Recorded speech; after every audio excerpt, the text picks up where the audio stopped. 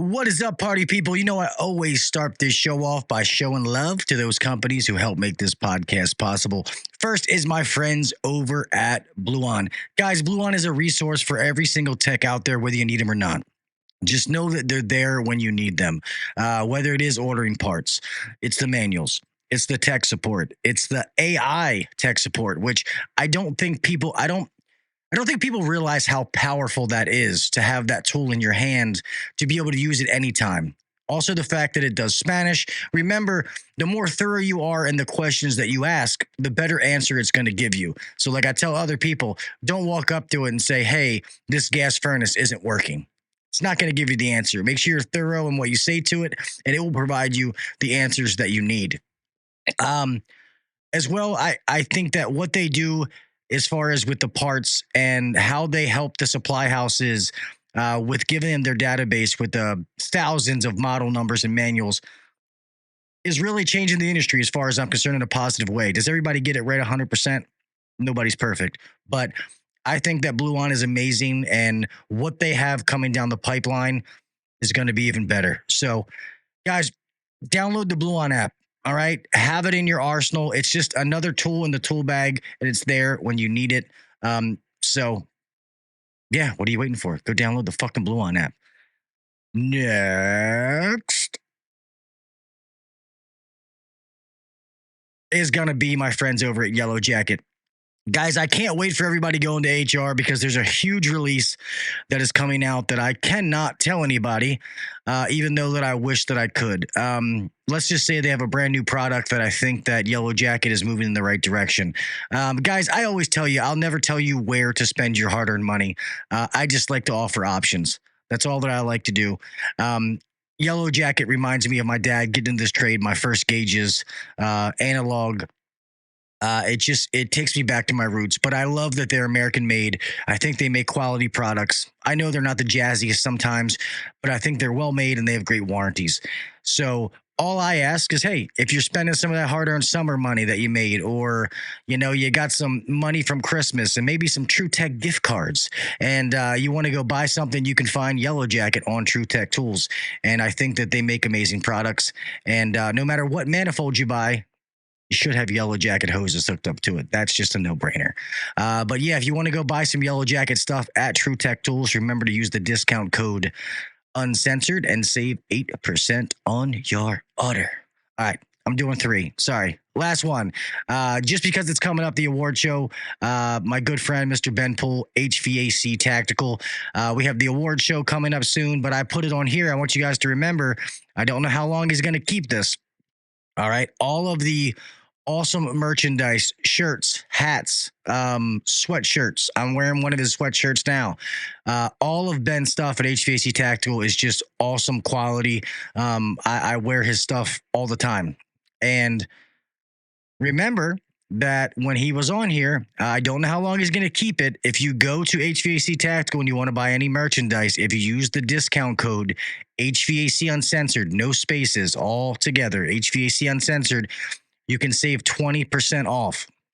All right. So you're thinking about buying stuff, go do that. Ben didn't tell me when he was going to end it, but I can't imagine he's going to keep it on forever. I hope he does. But if you plan on getting something, go ahead and use that discount code HVAC Uncensored, no spaces, and save 20% off. All right. With that being said, man, let's get on this show. We got a good but serious show tonight. That's something we want to cover. And let's do the pledge and get on to it.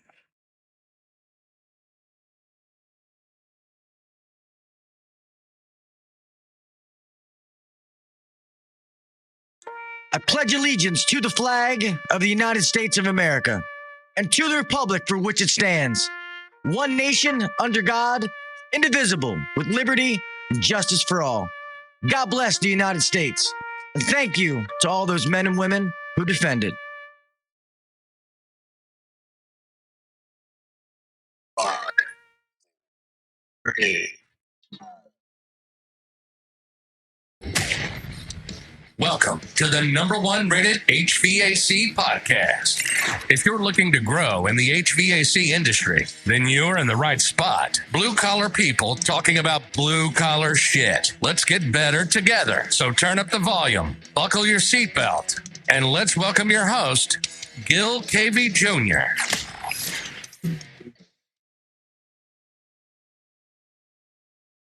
What is up, everybody? Welcome to the HVAC Uncensored Podcast. I'm your host, Gil KV Jr. Here we are, another Wednesday night, another hump day, and another fucking great show. As always, come on now. Psych, just kidding. Another good show tonight, real fast. Apologies for last week. I did that Tuesday show, had full intentions of going Wednesday. We had flooding around here. The flooding actually happened Tuesday night, and we were fine, but the flooding caused a tree to fall.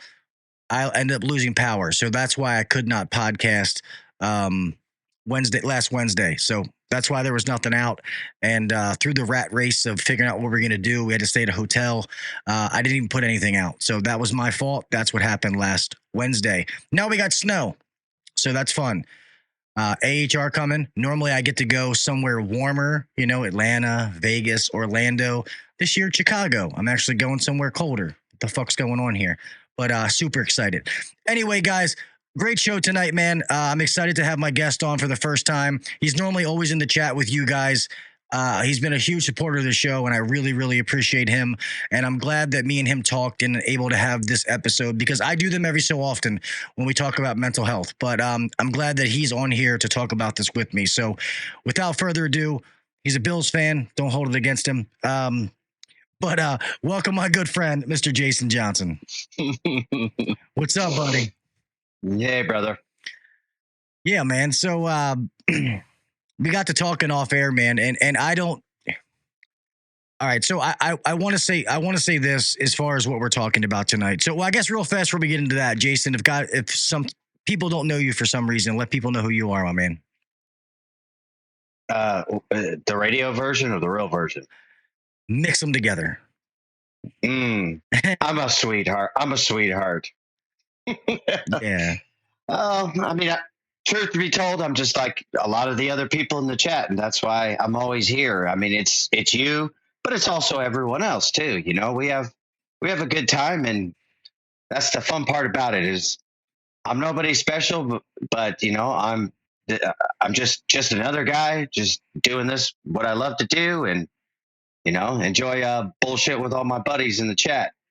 Shout out to Steve and Brian and Scott. And I mean, I don't see any names right now, but I know that those are all the usuals. Adrian, all those guys. Yeah, I'm sure they are. Yeah. And I'm sure they are. Awesome about this, man. It's about building the community. Some of my best friends that I have now, I've made because of this podcast. They're guys that don't live in my state, Mm-hmm. And that's what I think is awesome about this. And like you said, it's people who do what you do, man, that they know the struggles you go through every day. The shit you deal with, like the customer stuff, or man, this fucking unit had this issue and I had to do this. And you remember a time that you had to do the same thing. And that's why it's cool because, it's kind of like, cops go to cop bars because they can talk to other cops about shit that, I was chasing this fucking suspect and this happened, and they can relate. And that's what this is. This is our getaway where people can relate to what we do every day. Because sometimes you talk to your buddies, they may be really good friends, but when you're like, man, I was on this fucking roof and I was in this unit and this fucking thing happened, they don't know what you're talking about. Yeah. They're good friends, but they can't relate. They don't know what you're talking about. With that being said, man, I want to ask everybody in the chat a serious question. I want to have you yourself, and you don't have to say whether it's you. So you, someone or very close to you, have they dealt with addiction, mental health, or anybody that has lost their life to suicide? I don't need names or who. You don't got to give any of your personal. That's not what I'm asking. I just want to see. Please don't. Yeah, please don't give it out any information. Yeah. I don't want any information. Lay down. So, lay down.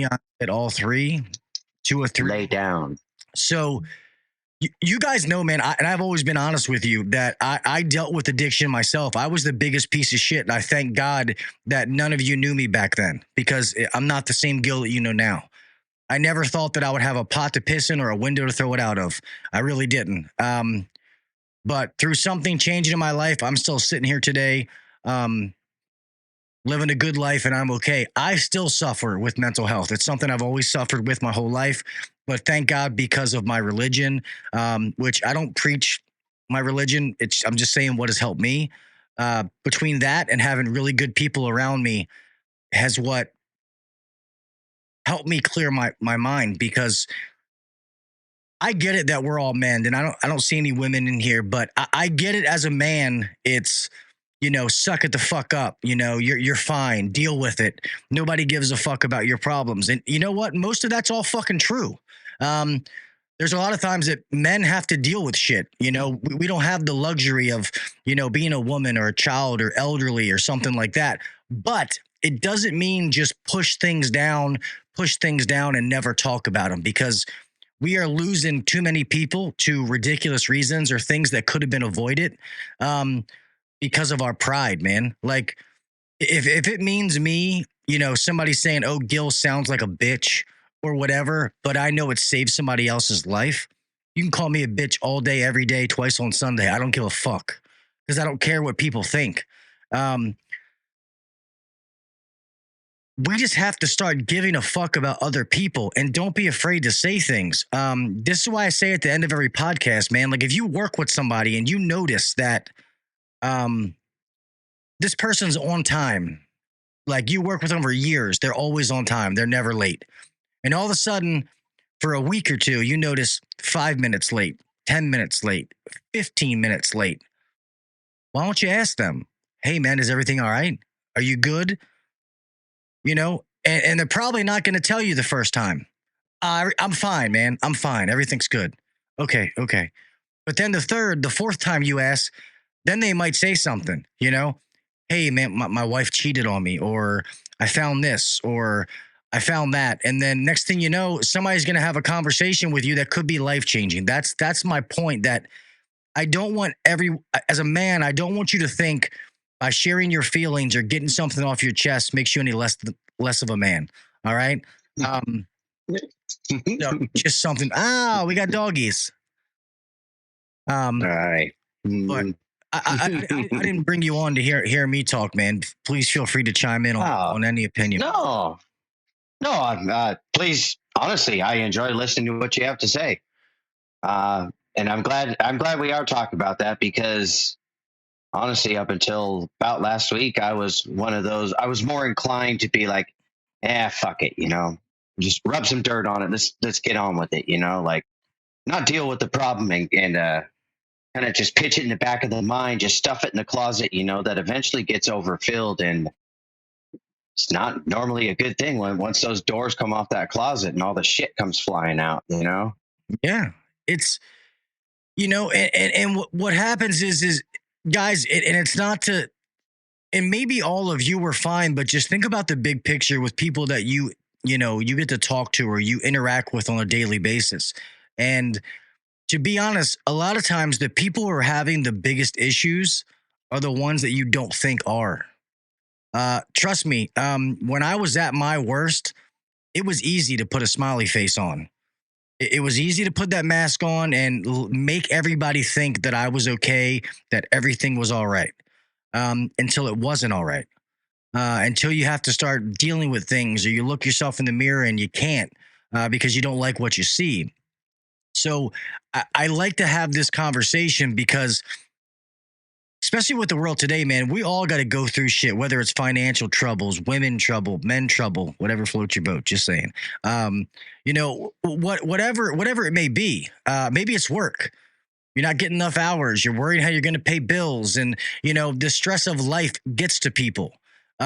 Just know that whatever those stresses are, none of them are worth taking your life. Okay. At some point during the show, I will put up the suicide prevention hotline to whoever needs it. So there's also something that I tried to work out a sponsorship, but I still talking to them. But the fact that they're so corporate, it's just hard. but I do respect what they do. It's oh, now I'm gonna forget their goddamn name. It's an online service for therapy. Now I'm gonna have to find it because I'm having a brain fart. Mhm. I can't remember it. You suffer from CRS as well? Yeah. Fuck.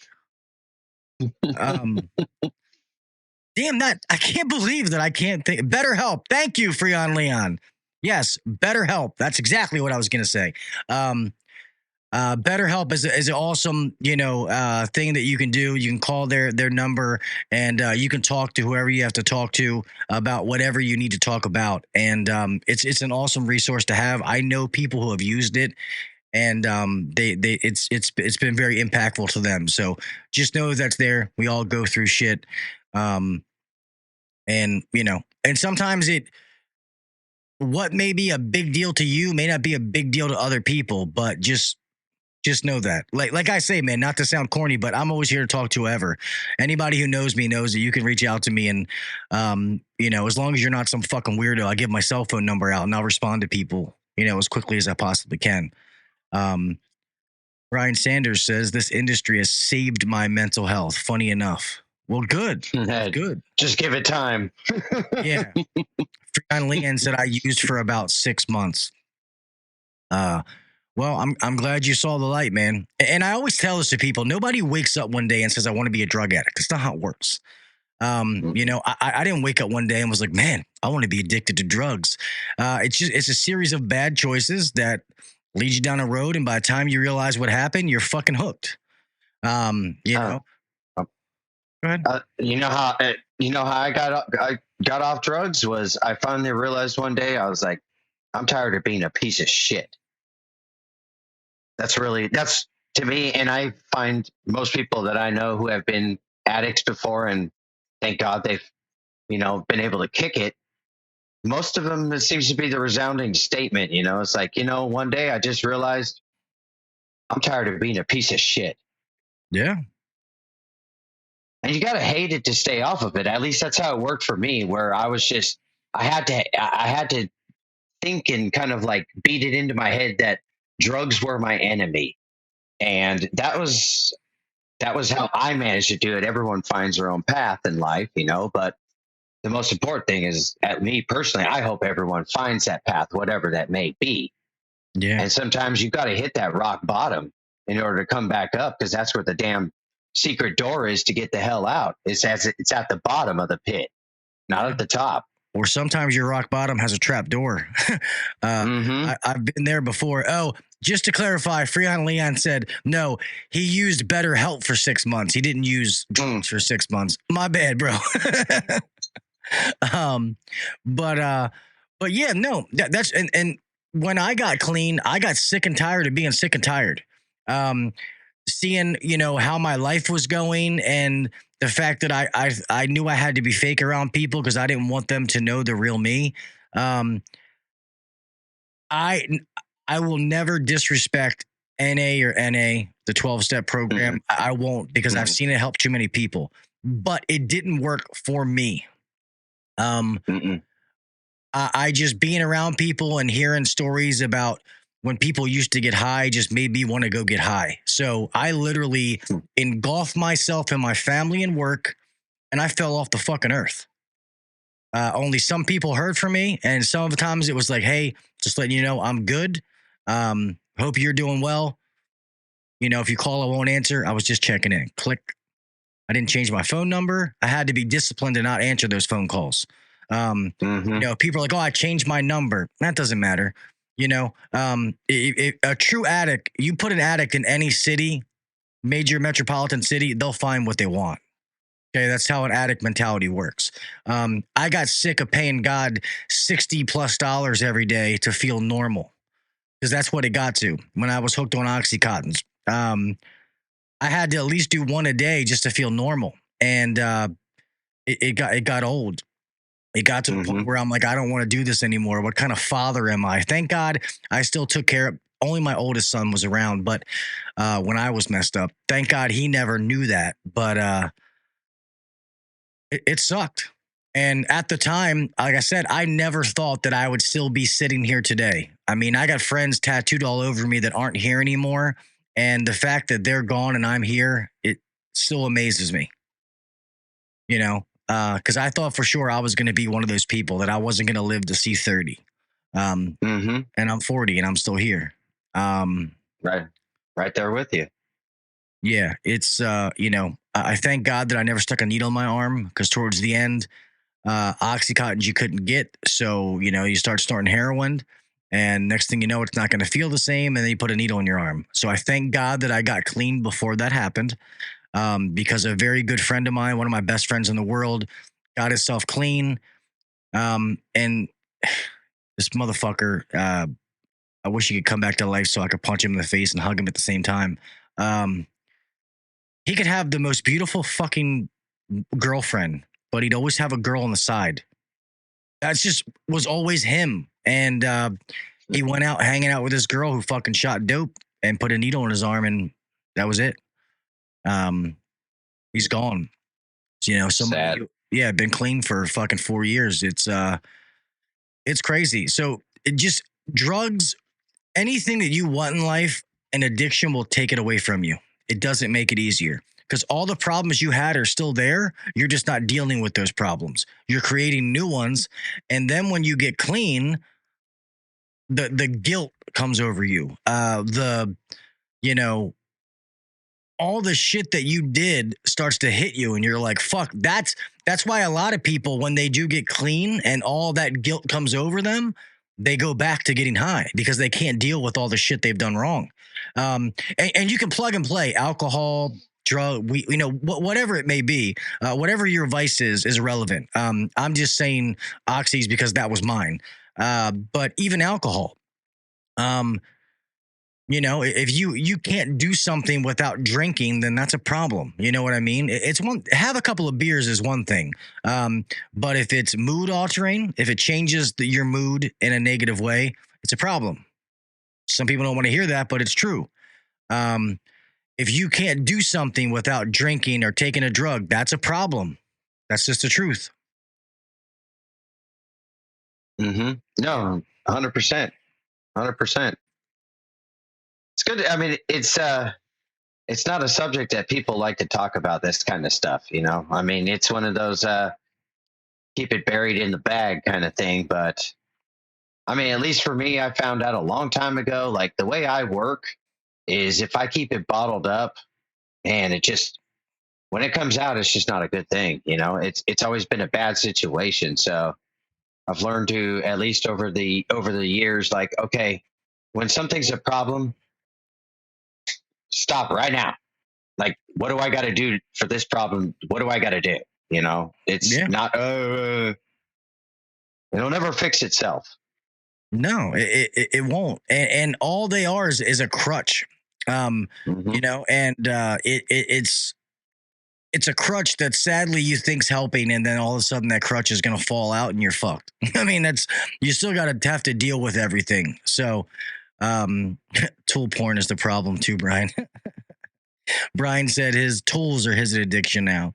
And that's, and we all need a vice, man. And let's be honest, as a man, it's, you want affection and you want respect, as a man, you know what I mean? You want a woman's affection, a woman's love, or what. I'm speaking to heterosexuals. Okay. So if you're homosexual, whatever. Okay, I'm just not gonna say men, right? I'm not gay bashing. If that's whatever floats your boat, I don't give a fuck. But yeah, like I tell my wife, like she's like, is it money? And money doesn't. I mean, I like seeing money in the bank. Like I like to be able to do things with my family, but money motivates me for my family, not for me personally. Because we were talking about it off air, money will not buy happiness. If you can't be happy broke, you won't be happy with money. That's just the way that works. All right. But I should talk about what happened last week then, because this is a perfect segue. Yeah, go ahead. You say whatever you want. I didn't know if you wanted to go in depth or say anything, Well, the floor is yours, buddy. You say whatever you. I mean, I'm again. I'm not. I don't want to go into details, but this is how this subject came up because Steve-O knows. He knows.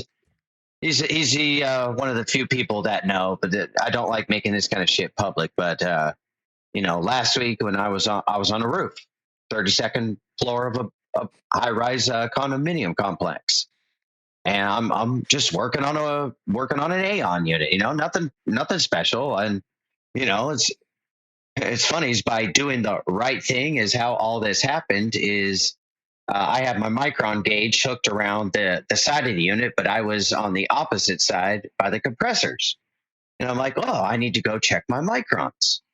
And I walk around the corner of this AON unit and I see a guy up there. I don't know who he is. I don't know anything about him because his back is facing me. And, I'm kind of just looking at him for a second and I'm thinking, what happened is not what my original thought was. My original thought was, this punk, he snuck up here to sneak some pictures, because at the top of high-rise buildings are some great pictures, it really is. Yeah. And I'm looking at him, and I remember completely, I'm already forming this opinion in my head, and this guy is facing backwards to me, and I yelled out, I'm like, hey, can I help you?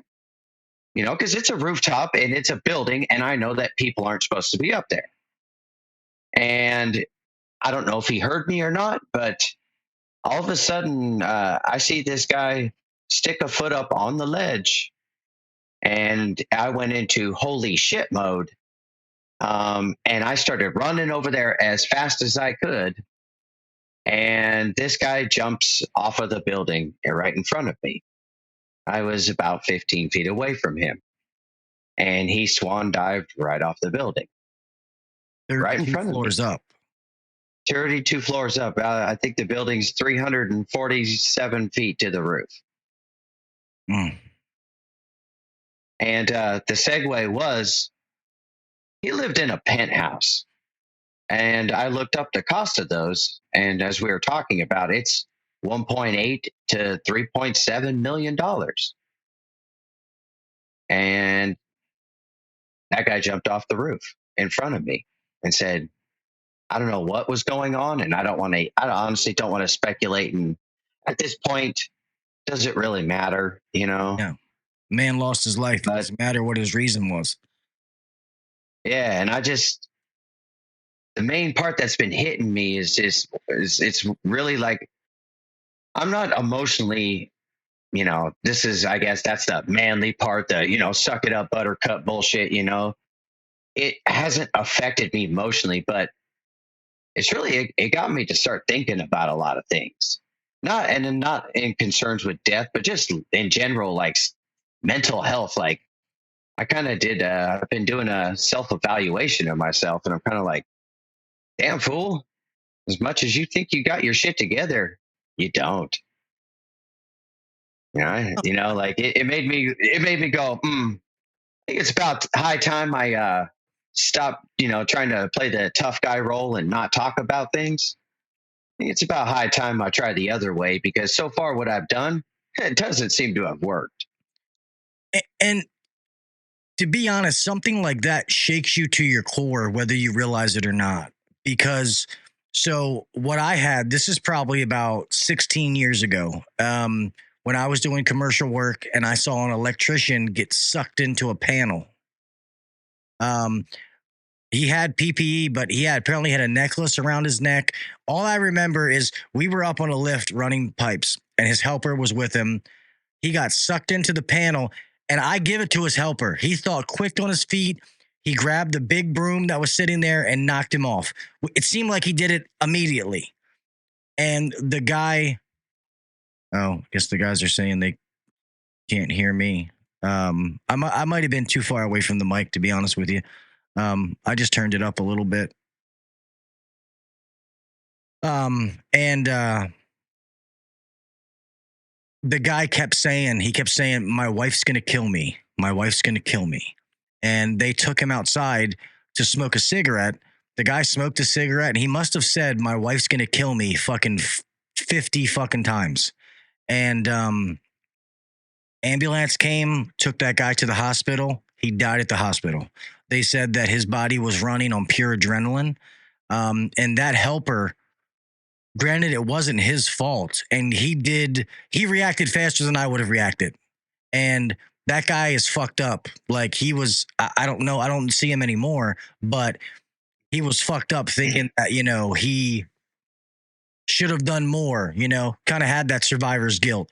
And a bunch of us had talked to him and been like, dude, like you did everything possible. I mean, you literally reacted like I can picture it in my head. How you said that, how you can picture it. Like I can picture it in my head right now. And it was like thump. He grabbed the broom, and got him off. But I guess the damage was already done. And that's something that I will never forget. If you notice at the end of the show, one of the analogies I always use about be safe out there is I always say, make sure the breaker's turned off. That's where that comes from. I get it from that story, and the whole make it home the same way you left kind of deal. There was one thing that sticks out to me. I didn't tell it in my little spiel there, but by the time I was running, I was yelling, like very loudly at him. And right before he launched, he looked right over his shoulder like that at me.